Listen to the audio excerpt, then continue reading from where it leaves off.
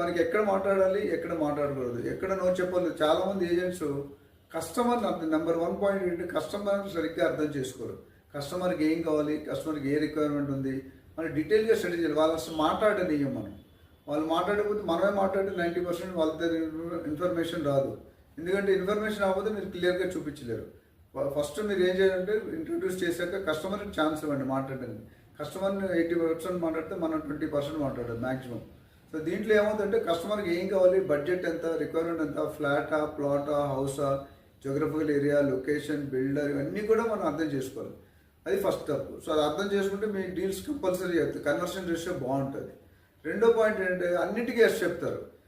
Real ఎస్టేట్కి ఎప్పుడు కూడా ఎక్కడ నో చెప్పాలి, ఎక్కడ స్టాప్ చెప్పాలి అనేది ఇంపార్టెంట్. మీరు లక్కీ భాస్కర్ సినిమా చూసుకుంటే రీసెంట్గా వచ్చింది, బ్లాక్ బస్టర్ అయింది. అది ఏంటంటే తప్పులు చేస్తాడు, కానీ వాళ్ళ ఫాదర్ అడ్వైజ్ తప్పులు ఎక్కడ ఆపాలో ఆపేస్తాడు, అందుకే జైలుకి వెళ్ళాడు.